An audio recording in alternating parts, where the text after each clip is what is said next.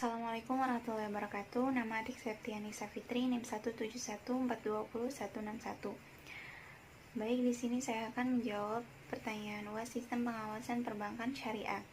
Pertanyaan yang pertama yaitu bagaimana cara bank syariah agar dapat melindungi deposan dari kerugian. Seperti yang telah diatur oleh Dewan Pengawas Syariah, layaknya deposito pada umumnya, dana deposito akan dijamin oleh lembaga penjamin simpanan. Apabila bank mengalami kerugian, dana tersebut tidak akan hilang. Apalagi dana deposito syariah. Dana deposito syariah ini memiliki tingkat keamanan yang sangat tinggi karena presentasi perhitungannya sudah dilakukan sejak awal oleh nasabah dan bank, sehingga kemungkinan kecil terjadi kesalahan oleh salah satu pihak. Lalu fungsi lembaga penjamin simpanan yang pertama itu merumuskan dan menetapkan kebijakan pelaksanaan penjaminan simpanan.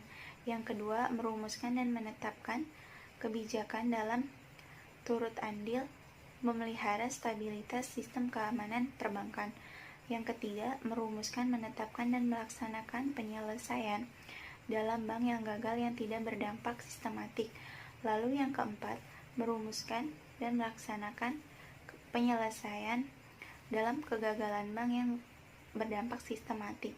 Lalu yang kelima, melaksanakan penjaminan simpanan. Pertanyaan yang kedua yaitu jelaskan mengenai cara alternatif yang tersedia bagi bank syariah. Bank syariah melakukan pinjam-meminjam dengan tidak mengandung bunga.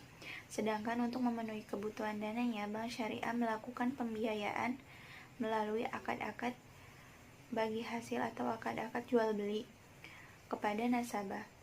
Murabahah salah satu contoh dari pelaksanaan akad jual beli yang dilakukan oleh bank syariah yang dapat dilakukan juga untuk investasi.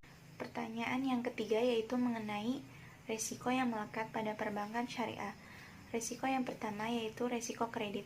Risiko kredit ini disebabkan oleh nasabah tidak bisa memenuhi kewajibannya kepada bank.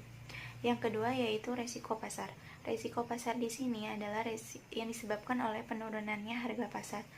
Yang ketiga yaitu risiko likuiditas. Risiko likuiditas ini di mana bank tidak dapat memenuhi kewajibannya pada saat jatuh tempo. Yang keempat yaitu risiko operasional.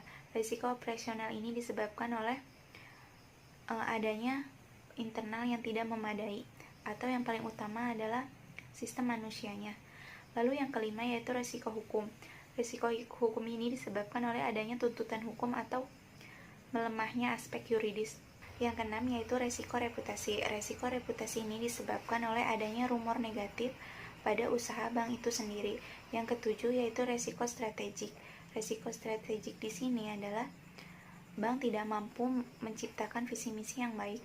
Lalu yang kedelapan risiko kepatuhan. Risiko kepatuhan ini adalah di mana bank tidak dapat memenuhi peraturan atau yang tidak sesuai dengan prinsip syariah.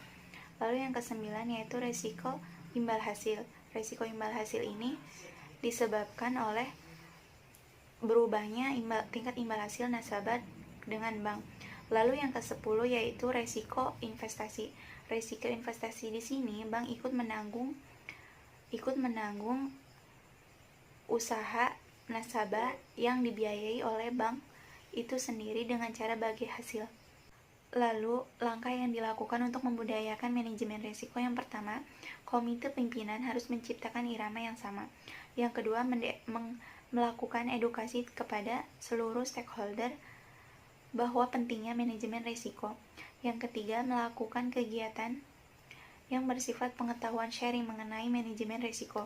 Yang keempat, melakukan kegiatan yang terus-menerus dan konsisten dalam jangka waktu yang panjang. Yang kelima, harus terciptanya pendekatan yang jelas mengenai manajemen risiko, seperti sosialisasi. Terima kasih, cukup sekian dari saya. Wassalamualaikum.